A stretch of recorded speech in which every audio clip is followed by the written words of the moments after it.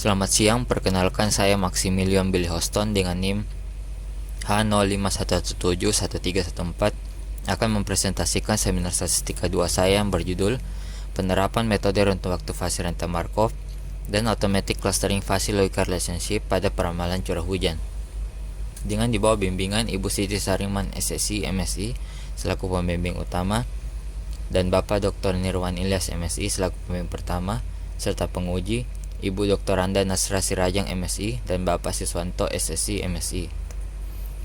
Adapun rumusan masalah dalam penelitian ini ialah bagaimana tingkat akurasi metode rentang waktu fase rantai Markov dan automatic clustering fase logical relationship berdasarkan nilai root mean square error dalam meramalkan curah hujan di Kota Makassar, serta tujuan penelitian yaitu memperoleh metode yang memiliki tingkat akurasi yang lebih baik antara metode rentang waktu fase rantai Markov dan metode automatic clustering fase logical relationship berdasarkan nilai root mean square error. Selanjutnya kita masuk ke hasil dan pembahasan yang terdiri dari deskripsi data, peramalan rentang waktu fase rantai Markov, peramalan automatic clustering fase logical relationship, serta pengukuran tingkat keakuratan. Kita masuk ke yang pertama yaitu deskripsi data. Gambar 41 ini merupakan plot rentang waktu data jumlah curah hujan di Kota Makassar dari tahun 2014 hingga 2019. Gambar 41 ini menjelaskan bahwa data jumlah curah hujan bersifat musiman karena memiliki pola yang berulang pada setiap tahunnya. Jumlah curah hujan yang tinggi umumnya terjadi pada bulan Januari, kemudian akan menurun dan naik lagi pada bulan November dan Desember. Dari gambar 41 ini dapat diketahui bahwa jumlah curah hujan tertinggi itu sebesar 960 mm yang terjadi pada bulan Januari tahun 2015 dan jumlah curah hujan terendah yaitu sebesar 0 mm. Dengan rata-rata jumlah curah hujan di Kota Makassar dari tahun 2014 hingga 2019 adalah sebesar 243,878 mm. Selanjutnya kita masuk ke peramalan rentang waktu fase rantai Markov. Adapun langkah-langkahnya ialah yang pertama kita akan menentukan himpunan semesta yang akan disimbolkan dengan U besar. Untuk menentukan himpunan semesta ini diperlukan beberapa unsur yaitu Dmin, Dmax, D1 dan D2. Dengan Dmin merupakan data terkecil. Pada penelitian ini data terkecil sebesar 0 serta Dmax merupakan data terbesar. Pada penelitian ini data terbesar sebesar 960. Serta D1 dan D2 merupakan nilai positif acak. Pada penelitian ini digunakan D1 sebesar 25 dan D2 sebesar 140. Maka diperoleh himpunan semesta itu mulai dari min 25 hingga 1100. Langkah selanjutnya adalah kita akan membagi himpunan semesta menjadi beberapa interval. Kita pertama menentukan banyak interval yang akan disimbolkan dengan n kecil dengan menggunakan rumus Sturges. Dengan n sama dengan 1 ditambah 3,322 dikali log n besar. Dengan n besar merupakan banyak data yang digunakan, maka diperoleh banyak interval yaitu sebanyak 7. Selanjutnya kita akan mencari panjang interval yang disimbolkan dengan L. L sama dengan Dmax ditambah D2 dikurang Dmin dikurang D1 dibagi dengan banyak interval, maka diperoleh panjang interval yaitu sebesar 160,7143. Setelah memperoleh banyak interval dan panjang interval, maka berikut merupakan interval yang diperoleh beserta dengan nilai tengah untuk masing-masing intervalnya. Setelah kita memperoleh interval, maka kita akan menentukan himpunan fase. Pada tahap ini, himpunan fase yang akan dibentuk itu akan sebanyak dengan interval yang terbentuk yaitu sebanyak 7. Berikut merupakan himpunan fase yang terbentuk. Tahap selanjutnya kita akan memfasifikasikan data. Pada tahap ini, kita akan mengubah data jumlah curah hujan di Kota Makassar ke dalam bentuk himpunan fase. Jadi misalkan data pada bulan Januari tahun 2014 sebesar 832,6 termasuk ke dalam interval U6. Selanjutnya dari himpunan fase yang terbentuk, U6 memiliki derajat keanggotaan sebesar 1 pada himpunan fase A6, sehingga data jumlah curah hujan pada bulan Januari tahun 2014 terfasifikasi pada himpunan fase A6. Begitu pula untuk data selanjutnya. Berikut merupakan hasil fasifikasi untuk keseluruhan data. Setelah kita memfasifikasikan data, maka kita selanjutnya akan menentukan fasi logika relationship atau FLR dan fasi logika relationship group atau FLRG. Yang pertama, FLR. FLR ini merupakan hubungan antar setiap urutan data terhadap data berikutnya dalam bentuk himpunan fasi. Jadi misalkan data bulan Januari tahun 2014 termasuk ke dalam himpunan fasi A6 dan data bulan Februari tahun 2014 termasuk ke dalam himpunan fasi A3. Maka FLR yang diperoleh yaitu A6 menuju ke A3. Begitu pula untuk data berikutnya.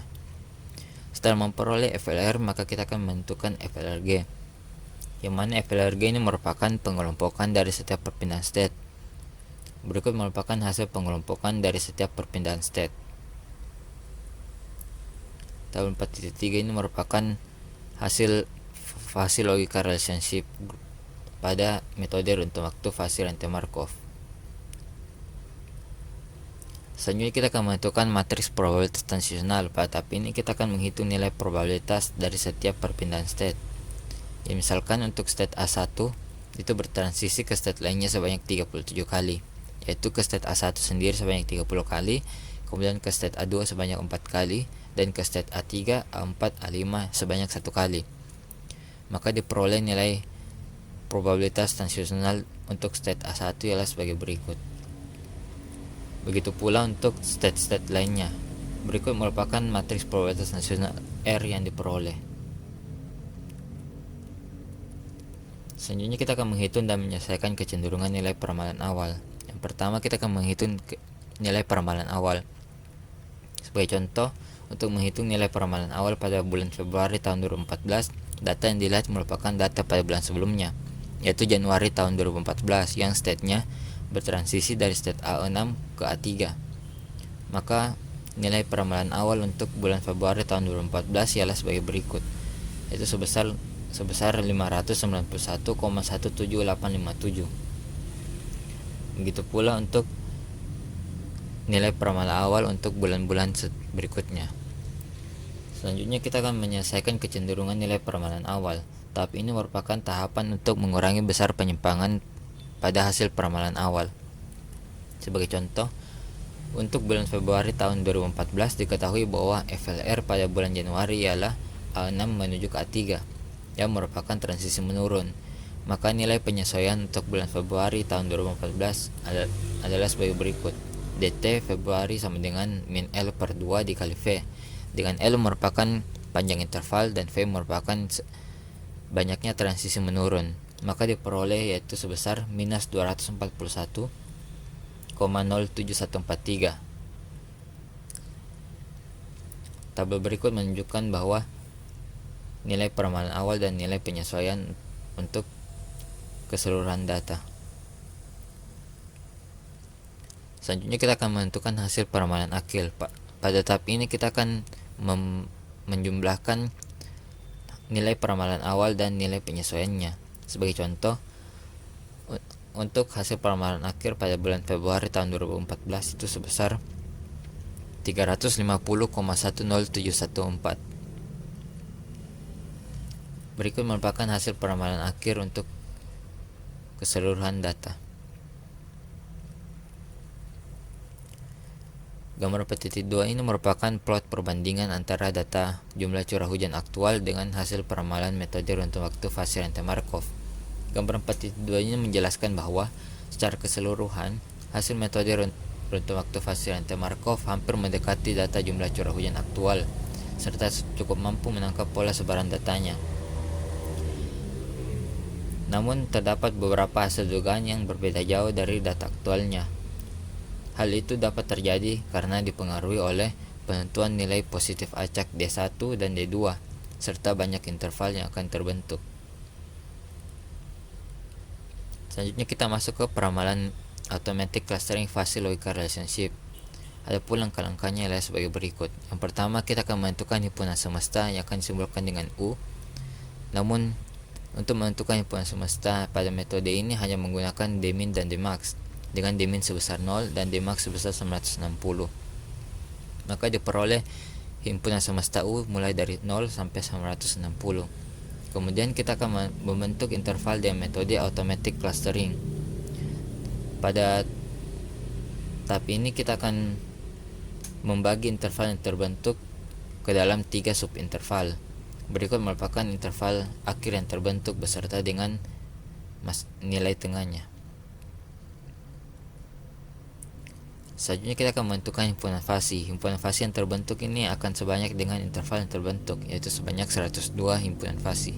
Berikut merupakan himpunan fasi yang terbentuk. Selanjutnya kita akan memfasifikasikan data. Pada tahap ini kita akan mengubah data jumlah curah hujan di Kota Makassar ke dalam bentuk himpunan fasi. Misalkan untuk data jumlah curah hujan pada bulan Februari tahun 2014 itu sebesar 311,6 dan berada pada interval U31. Maka hasil fasifikasinya adalah himpunan fasi A31. Begitu pula untuk data selanjutnya. Berikut merupakan hasil fasifikasi untuk metode Automatic Clustering Fuzzy Logical Relationship. Selanjutnya kita akan menentukan Fuzzy Logical Relationship atau FLR dan Fuzzy Logical Relationship Group atau FLRG. Untuk FLR, misalkan pada data bulan Januari tahun 2014 itu termasuk ke dalam himpunan fasi A92, dan data pada bulan Februari tahun 2014 termasuk ke dalam himpunan fasi A31. Maka FLR yang diperoleh yaitu A92 ke A31. Begitu juga untuk data berikutnya. Setelah memperoleh FLR, maka kita akan membentuk FLRG yang mana merupakan pengelompokan dari setiap perpindahan state. Berikut merupakan hasil pengelompokannya.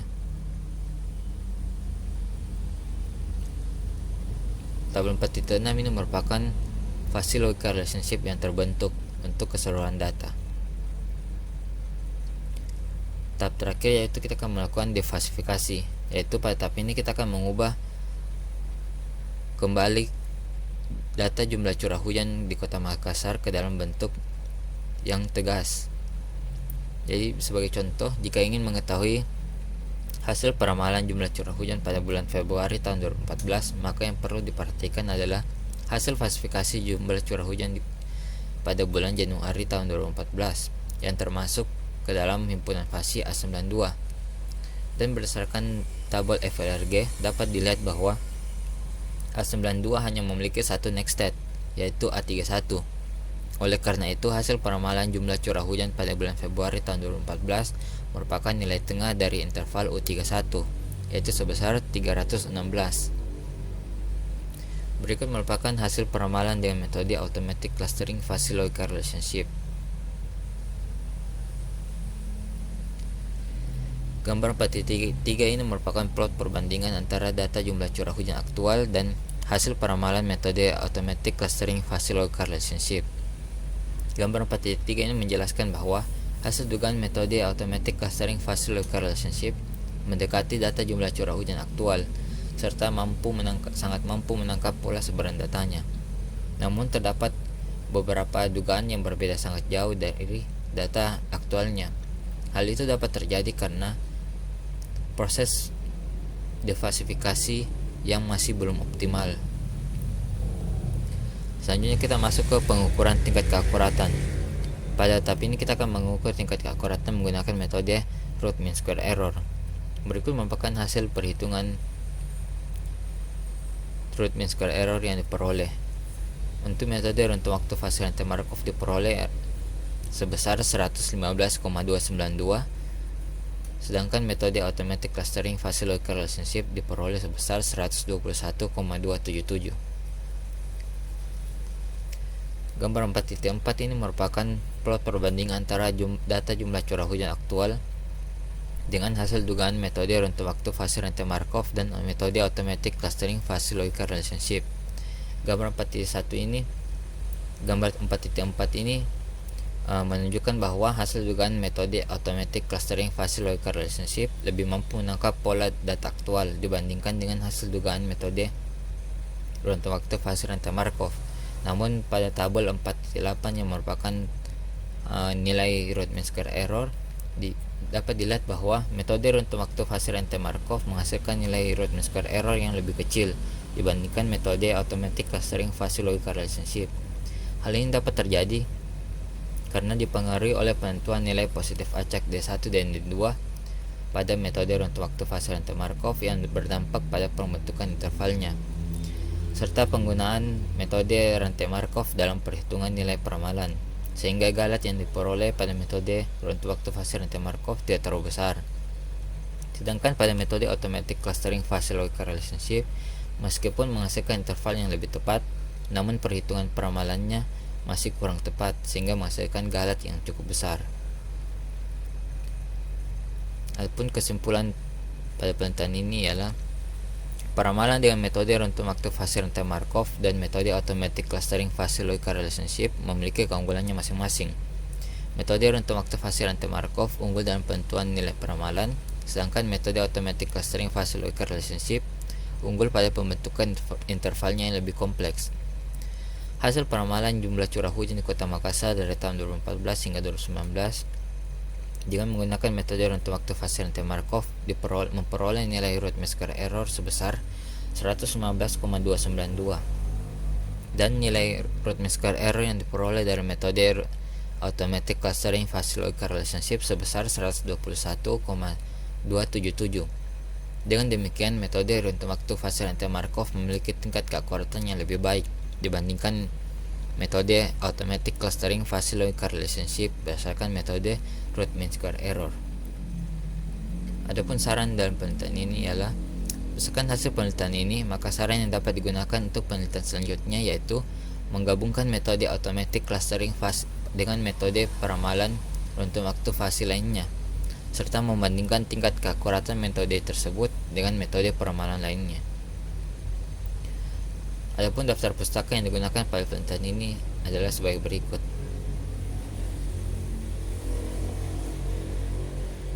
Sekian presentasi seminar statistika 2 saya. Terima kasih.